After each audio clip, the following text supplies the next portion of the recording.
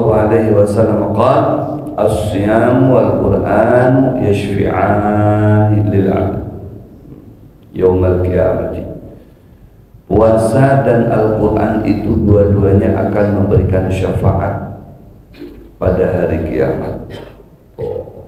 Barang tentu ini bukan untuk umum bagi orang-orang yang ketujuh berpuasa di bulan Ramadan.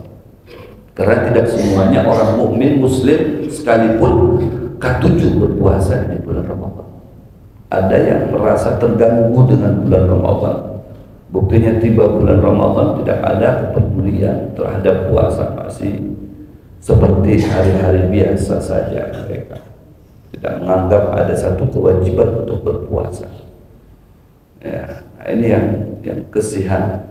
Kita doakan yang seperti itu mendapatkan hidayah dari Allah Subhanahu wa Ta'ala. Karena mengingat ya, betapa pentingnya berpuasa. Karena melatih puasa ini tarbiyah ya, tarbiyah selain daripada nantinya akan memberikan syafaat kepada kita, puasa itu menjadi tarbiyah buat kita, pendidikan yang sangat penting sekali untuk melatih jiwa kita, diri kita dalam segala aspek kehidupan kita ya, melatih menjadi jiwa atau diri manusia yang konsisten. Nah, itu dibalik daripada puasa menjadi disiplin kita, konsisten. Kita harus makan ujar Allah ya, batas akhir malam sampai jam 5 waktu subuh. Nanti batas habis itu tidak boleh konsumsi lagi. Kita turun konsisten sampai dengan jam 6 kena lewat 20 menit. Lewat 21 menit kurang lebih seperti itu. Tidak boleh sampai haram konsumsi makan minuman yang sebelumnya halal sebelum tiba waktunya. Masya Allah.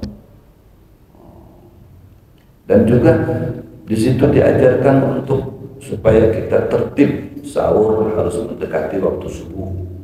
Kalau buka harus disegerakan. Nah itu ada manfaatnya masing-masing.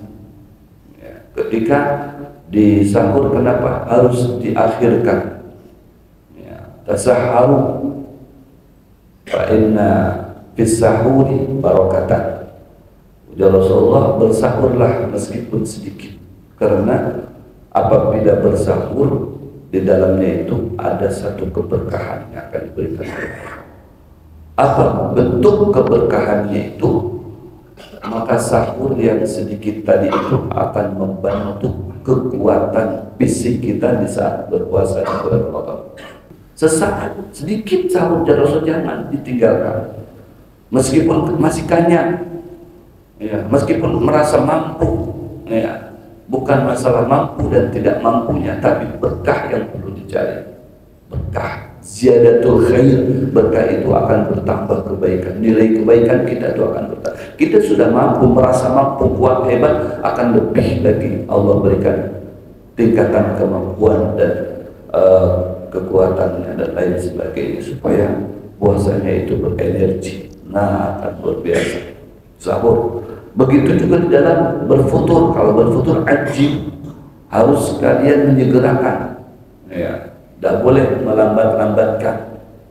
Kalau sampai sekalipun kita mampu, ya, kuat bertahan sampai jam 7, jam setengah 8 Isya baru buka, hukumnya mengakhir-akhirkan itu adalah makruh, karena di dalamnya itu terdapat rahasia yang luar biasa. Rahasia ketika kita membaca doa untuk berbuka. Kata Rasulullah SAW dalam hadis yang sahih diriwayatkan Imam Tirmidzi, salah satu la turaddu da'watun, ada 3 golongan yang apabila mereka begini berdoa tidak bakalan ditolak doanya. Yurfa'u, ya, diangkat doanya itu hatta ghamam, sampai melewati daripada awan-awan dari tubuh itu, artinya nembus langsung doa tadi itu.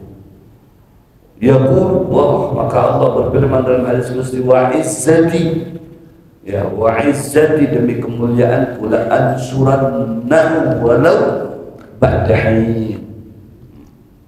Wa izzati la ansurannahu walau ba'da hin. Demi kemuliaan zat diriku dari Allah Subhanahu wa taala, pasti akan aku kabulkan. Walau ba'da hin, meskipun doa itu baru sampai ke hadapan Allah, langsung Allah tahu, langsung dikabulkan. Gas. Kalau pakai menghadangi lagi, kenapa langsung gitu. Walau ba'dahi, kata, walaupun baru hanya datang, baru sampai, langsung dikabulkan. Luar biasa. Dan kata Imam Ghazali, 10 menit sebelum maghrib itu adalah waktu yang sangat mustajab. Tuftah abwaabus sama, dibukanya pintu langit. Jadi kita berdoa ini harus tahu juga alurnya, arahnya, waktu, timingnya harus tahu. Ya, ini momen yang paling tepat untuk banyak berdoa itu di saat kita berbuka. Makanya la doa tidak bakalan tidak bakal ditolak doanya. As-saimina hatta yuftira. Kata Rasulullah, mereka yang berpuasa mulai menjelang futur sampai berbuka, mulai menjelang berbuka sampai berbuka, itu waktu mustajab. Makanya berbuka itu harus disegerakan, karena mengingat di situ waktu ada waktu mustajab, jangan sampai dilewatkan. Dan berdoa, kalau tidak banyak-banyak berdoa, ya paling tidak ada sedikit disisipkan selain daripada doa, seperti mana biasa kita membacanya. Allahumma lakasumtu bika amantu wa ala rizqika aftar dhahabad dhama wa abtalatil urub thabatil ajr barik lana fima razaqtana wa qina adzaban. Habis itu jangan langsung nyantap, jangan langsung makan, bertahan dulu. Nah situ berdoa, ya Allah, itu doa mustajab itu. Ada orang-orang itu berbuka itu kayak disegerakan di situ, apalagi bacanya bersama-sama di masjid. Waduh, luar biasa itu, diaminkan orang-orang yang soleh di situ. Doa mustajab. Jadi kesempatan itu jangan sampai disia-siakan. Bahkan Al-Imam Ghazali itu berikan satu amalan. Ujar Imam Ghazali, diusahakan membaca surah An-Nas dan Al-Alaq. Ya, surah bukan Al-Alaq, Al-Falaq, Al-Mu'awwidhatain, An-Nas dan Al-Falaq. Qul bil falaq, qul bin nas, Al-Mu'awwidhatain. Dan wasyamsi wal duhaha, bukan hadis samsi, bukan. Hadis samsi di sini. Wasyamsi wal duhaha, sama wal laili idza yaghsha wan nahari idza tajalla. 4 surah baca.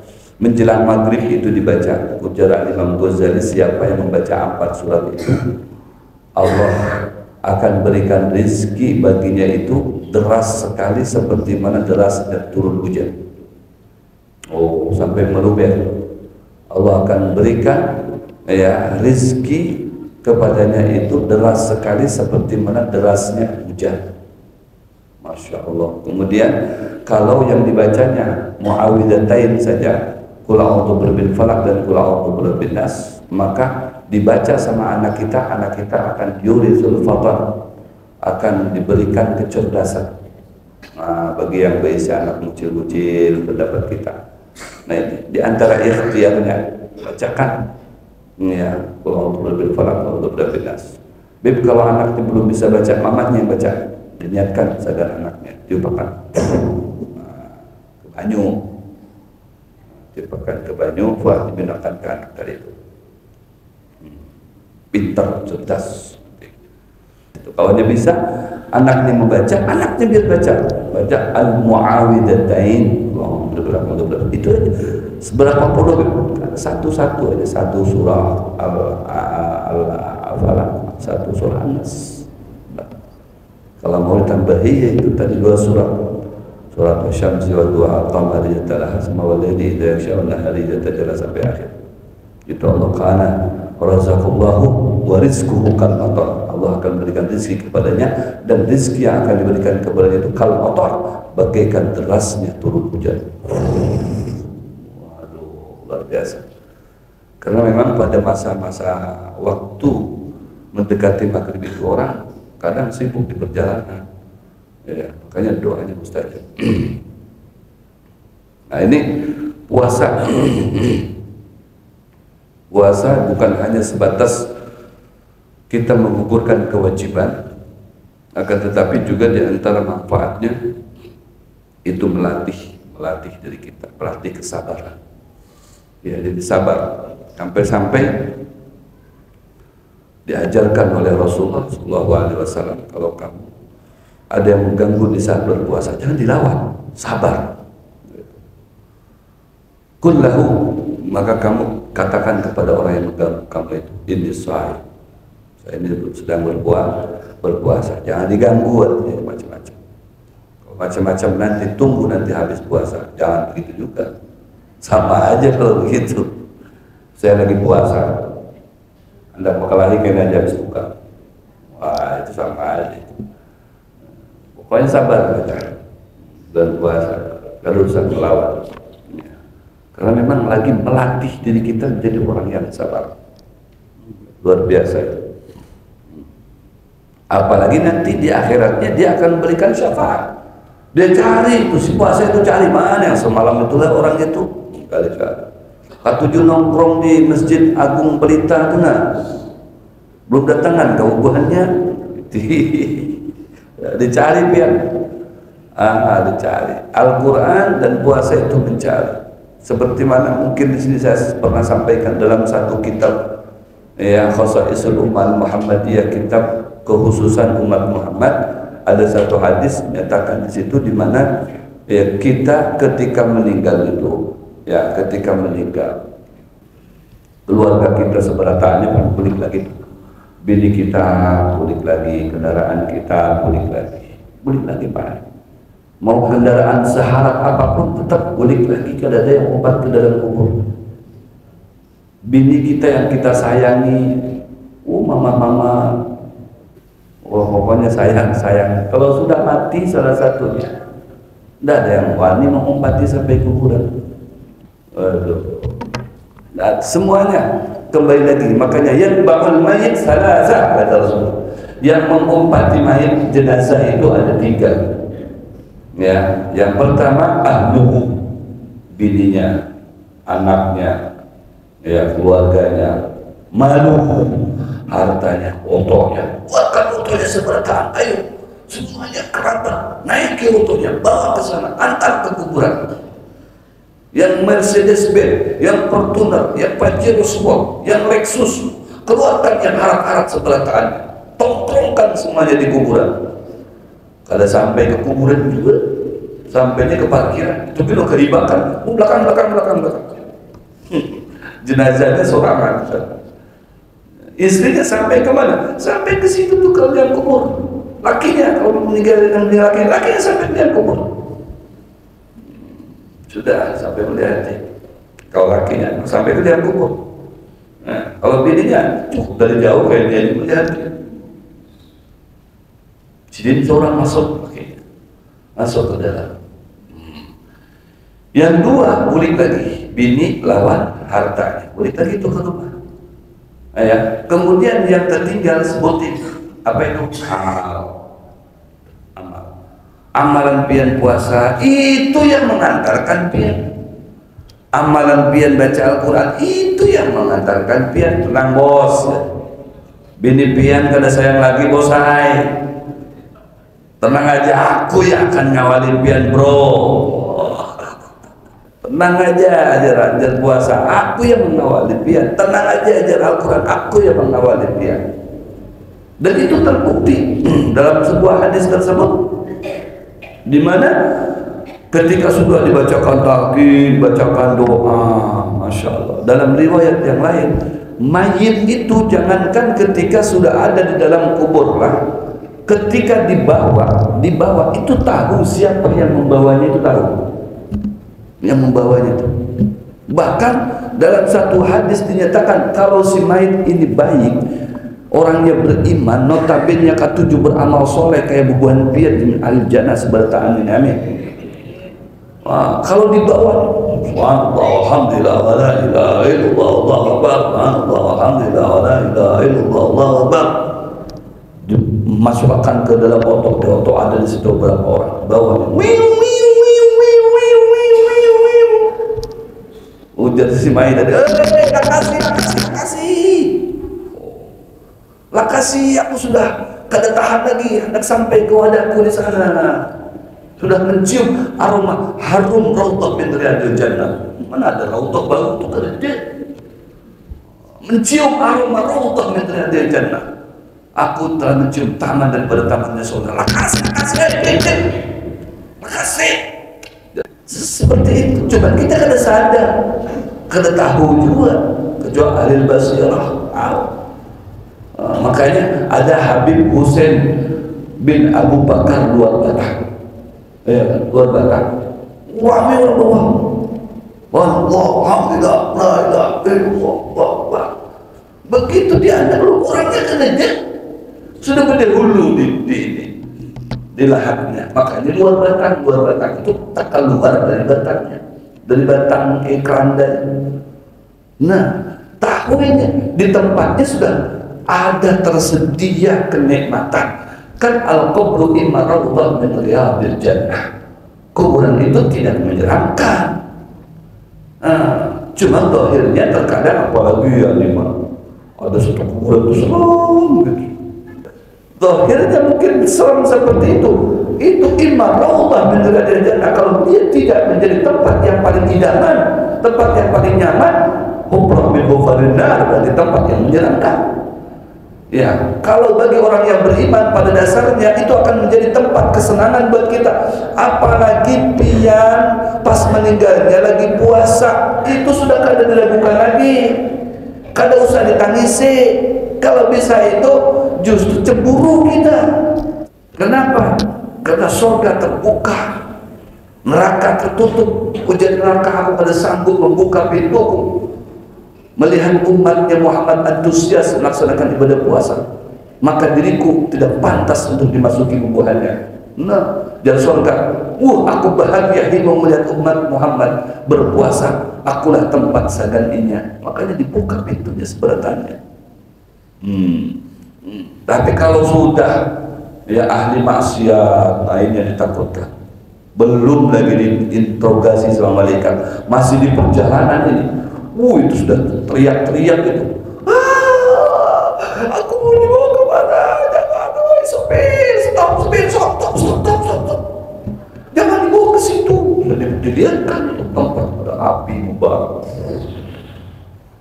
ada ular, bernaga. Matanya sudah menceleng.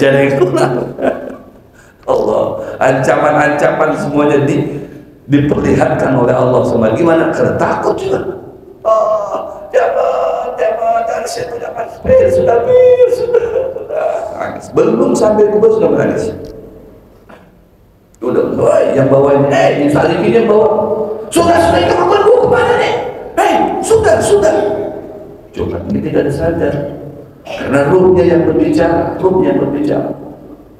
Oh, belum lagi di kuburannya. Sampai di kuburan, pas gulikan kan surahan dari siapa-siapa itu semuanya sudah gulikan tuh surahan. Bayangkan cuma sedikit dari itu sudah lahat. Kan kuburan itu ada dua, ada syak, ada lahat. Kalau syak itu di tengah kuburan, tengahnya ini syak, ada lahat. Lahat itu higanya di tengah itu sudah halus, cukup sorangan. Nah, ditutupnya pula pakai papan. Kayak jangan kan hendak duduk, hendak berjalan. Nah, hendak bergalih. Kayak apa itu kan? Tapi itu kan dohirnya. Begitu sudah pulihkan buahnya, kena malaikat bertangan. Ammal ladzina amanu wa 'amilus shalihat falahum jannatul ma'wa nuzulan bima kanu ya'malun. Yang dibaca tadi Pak. Salat. Orang yang beriman dan membawa amal soleh. Ini buktinya Al-Quran yang berpadah. Maka amal iman yang membawa amal soleh tadi itu, ya, di saat di dalam kubur ini, dalam kubur ini belum di akhirat, belum, masih di alam barzakh. Begitu mau diparaki sama dua malaikat itu, maka amal solehnya tadi itu terkeluar, bermunculan, menjadi lawyer, pengacara. Masya Allah, menjadi bodyguard, menjadi pembantu, menjadi kawal, mu'nisah, supaya si mayat itu menjadi betah. Ajib, Masya Allah. Begitu datang malaikat, malaikat takjub, kenapa bisa banyak ini? Ada rombongan dari mana ini? Aku nggak ada kepentingan dengan kalian semuanya. Aku ini ada kepentingan dan orang yang ada di belakang kalian. Betul, aku tahu. Tapi aku tidak membiarkan pian kawam berparak, apalagi menyentuh klienku sebelum berhadapan dengan aku. Wah, siapa gerak kamu nih? Dia sok rapi nih. Sok rapi. Siapa kamu? Santai bro. Aku ini sembahyangnya si fulan, jelmaan sholatnya si fulan. Ini bosku nih. Aku jelmaannya. Mau apa? Mau bertakut? Silakan. Mau bertakut-takut tentang apa? Aku layani. Masya Allah. Ikan jual aku tukar. Masya Allah. Di belakang santai aja tuh. Kai-kai aja benar. Lanjutkan dia. Lawannya aja. Di belakang. Malaikat ada budaya lagi. Aku jelmaannya, sholatnya sidin. Coba bayangkan. Itu yang pertama tuh, makanya sholat itu awal ma yuhasabu bil abdi bil qiyamah. As-sholat. Ini kayak apa mau ditangguhnya sholat jelmaan sholatnya ada. Aku jelmaan sholat subuhnya, sholat asarnya, sholat duhurnya, sholat maghribnya, sholat isyanya. Ada apa dengan urus dengan pian urusannya? Aku siap menjadi penanggung jawab bagi sidin. Kada usah menyentuh sidin, cukup pian dengan aku aja. Mulai gelisah mereka. Itu jadi pian siapa? Apalagi aku kan? Aku ini jemaah dari puasa sidin. Aku berhak untuk memberikan pertolongan kepada klienku. Aku kadang membiarkan mau malaikat siapapun berparak dengan siapa lagi menyentuh, langkahi dulu mayatku. Puasanya berpadan ini amalan, ini jelmaan daripada puasa sidin. Puasanya rajin, getol, Masya Allah. Meskipun kai-kai tetap semangat berpuasa. Aku berhak untuk memberikan pertolongan kepada sidin. Bayangkan. Amun itu yang dihiganya. Aku jemaah daripada Al-Quran sidin kemana-mana baca Al-Quran, duduk di masjid baca Al-Quran, sambil berjalanan komat kami untungnya Al-Quran yang dibaca, beotok yang didengar Al-Quran.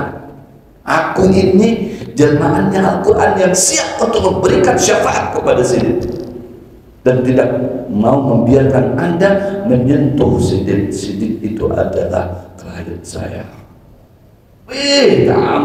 Tambah semangat, senang. Ya, semuanya masing-masing. Nanti ini aku jelmaan daripada sodakohnya. Sidin itu kalau ke masjid pasti sebelum ke masjid merenggam kantong dulu. Ada buat duit apa ada?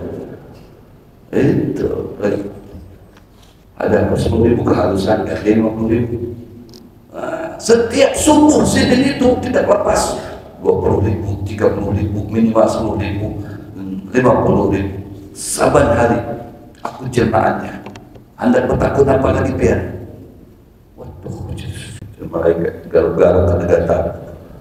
Kalau ada celah kita menakuni sidin jangan. Aduh, boleh lagi ya kita. Subhanallah. Kayak ini aja kan. Sudah semuanya ada dengan pian. Aku minta keterangan dengan klien pian tadi itulah. Hendak memberi gambaran tentang sosok manusia yang menjadi idolanya. diberi gambaran tentang Nabi Muhammad SAW. Padahal kan dengan klien pian, tahukah Sidin dengan sosok orang yang diutus oleh Allah untuk membimbingnya? Itu aja. Biarkan aja menjawabnya dari jauh, belum ada keoparan dengan Sidin. Karena ini notabene orang beriman. Anu jadi kakawalan, coba buka jalan biar aku menghadap sini mereka. Biar hendak petakut itu setumat. Nah, setumat. Ujar Rasulullah, yamutul mar'u ala ma'asya alaih wa yuhsyaru ala ma mata alaih wa yub'atsu ala ma mata alaih. Manusia itu meninggal akan membawa kebiasaan masa hidupnya.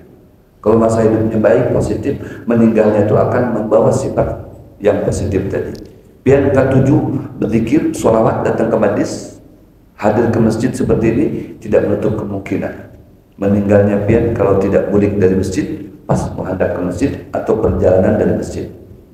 Karena memang kebiasaan pian tidak jauh daripada itu. Bagus, luar biasa. Ya, wa yub'atsu ala ma mata alaih, dan nanti akan dibangkit itu tergantung di saat dia waktu meninggal. Waktu meninggal mengucapkan la ilaha illallah, maka la ilaha illallah itu ketika dibangkit itu langsung refleks dia la ilaha illallah.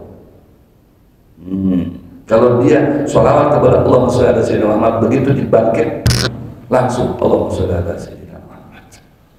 Ya, maka orang ini ketika hendak ditakuni tentang sosok orang yang dijadikan idolanya, pembimbingnya semasa hidupnya, dia langsung Allahumma sholli ala sayyidina Muhammad wa ala ali sayyidina Muhammad. Wah, ini orang ketujuh bersolat kepada malaikat. Siapa yang tidak tahu orang yang membimbing aku, yang mengayomi aku, yang menjaga aku, yang menjadikan wasilah aku bisa seperti ini kalau bukan Nabi Muhammad SAW. Sosok yang dia beritahu dan itu adalah Sayyidina Muhammad Rasulullah SAW. Langsung malaikat keduanya angkat tangan. Kalau begitu jangan malaikat, pian hoya ini istirahatnya, kada aku ganggu sampai wa'ada rahman, sampai tiba janjinya Allah. Apa itu? Hari kiamat.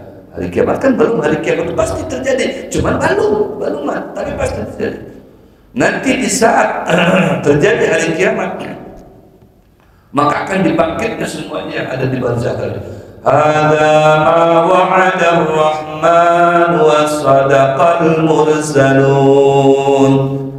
Inilah janjinya Allah dan menjadi kebujuran apa yang telah disampaikan oleh Rasulullah SAW. Artinya hari kiamat itu ada, bukan cerita belaka. Ini terjadi sekarang di dunia, tadi goncang lagi keempat dahsyat, yaitu hari kiamat. Ikam keberadaannya bangkit akan dikirim ke mahsyar. Mahsyar itu baru di situ alam akhirat Allah. Maka Al-Quran tidak akan lepas.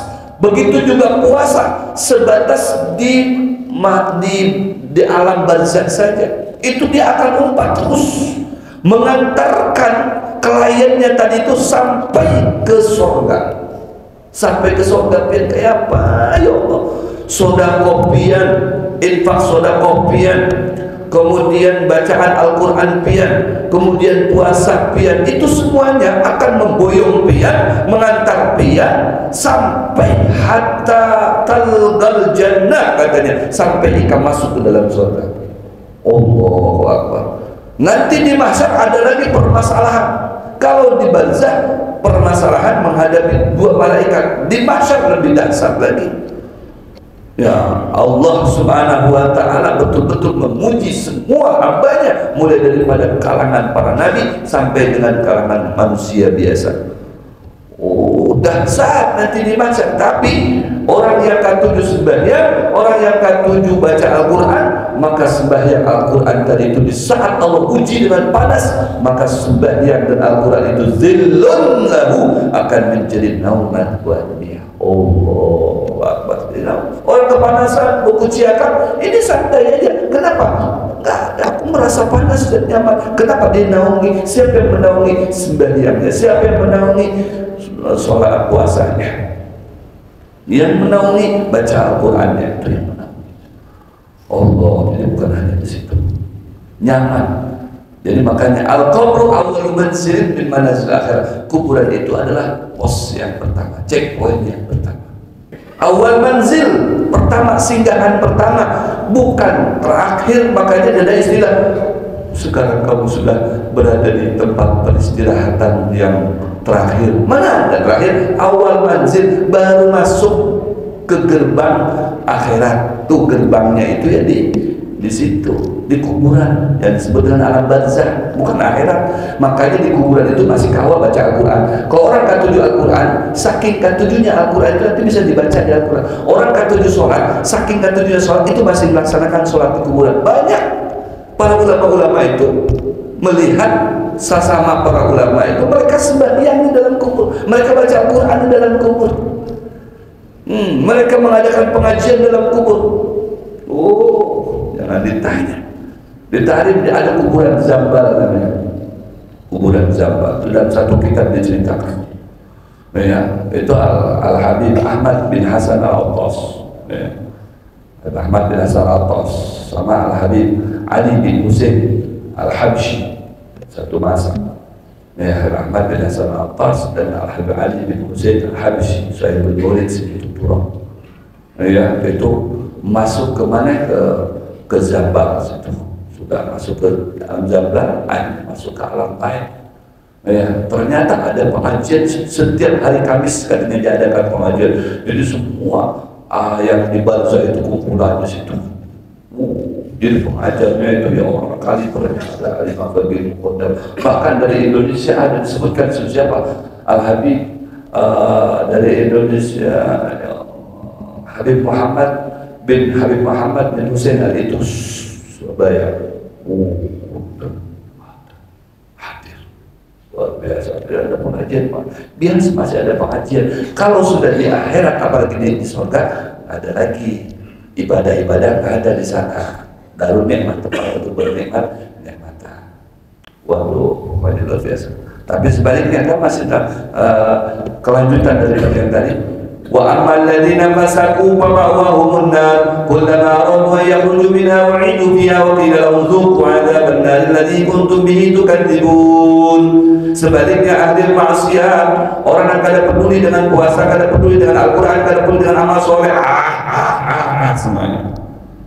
Itu ilusi saja, itu dongeng saja, diceritakan seperti itu dongeng, itu bisa diolah-olah sama ustaz itu. Aku kada percaya itu, ya dia aja. Akhirnya menimbulkan dia berbuat maksiat, sebab perbuatan maksiatnya tadi itu nanti di dalam Al-Quran itu diceritakan oleh Allah Subhanahu wa Ta'ala. Ma'wahumun nar, dia ditempatkan di satu tempat yang menjadi ancaman buat dia, siksaan buat dia. Kenapa begini? Kenapa begini? Kullama aradu an yakhruju minha, dia meronta-ronta ingin keluar daripada tempat yang dasar tadi. Ya Allah, kami sudah tak sanggup, gak tahan di sini. Ini belum di neraka, belum di alam kubur, sudah ketakutan. Dihadapkan anak ular namanya Syuja'ul Aqra, dihadapkan lagi ini, dihadapkan itu, macam-macam. Tempeleng kanan, tempeleng kiri, tendang pantat, tendang muka, tendang pinggir dan lain sebagainya. Habis dijadikan bola. Meronta-ronta pengen. Kata Allah aja, Duku azaban nar alladzi kuntum bihi tukadzibun. Sudah, nikmati aja ikan. Nikmati aja.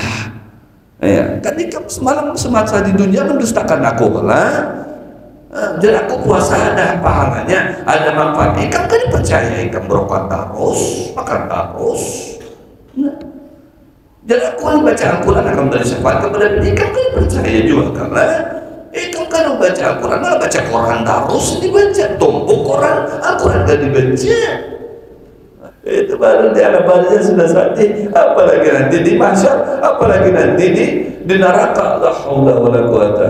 Ya Allah, baik kau sudah menceritakan tentang perjalanan surga, perjalanan neraka, ashabul yamin, ashabul shimal, kan ada dua jalan itu. Waduh, kita lagi menempuh jalan ke menuju ashabul yamin. Nikmat, mulai dari kuburnya sudah nikmat.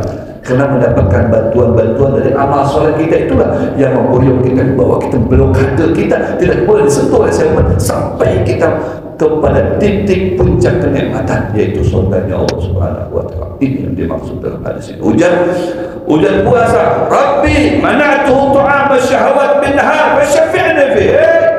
Ya Rabb, Tuhanku, jangan diapa-apakan ini. Ini aku semasa di dunianya sudah mencegah dia dari makan, mencegah dia dari syahwat. Bininya bungas, suka merayu-rayu dia kalau siang hari, dia kuat tetap berpuasa. Wah, ada apa-apa kalau dari bini orang, bini sendiri, asalnya bini orang lain. Dia suka merayu-rayu dia, tapi dia tetap menjaga syahwatnya.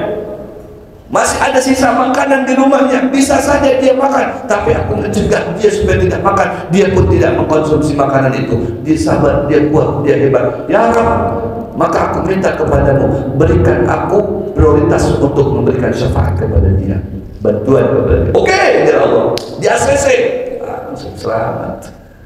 Nang Al-Quran kayak itu, ya Allah. Begitu juga Rabbi, kata Al-Quran, mana'tuhu naum bil-lail, aku telah larang dia guring malam hari. Bro, jangan tidur bro, baca Quran dulu bro, baik, langsung jalan. Meskipun bacanya pelan-pelan dibaca, Masya Allah, nurut. Nanti Al-Quran, aku melihat dia jam 1, jam 2 belum guring, padahal bininya sudah jamin dia. Ayo bang, aku sudah mandi bang. Setelah dia baca Al-Quran dulu deh.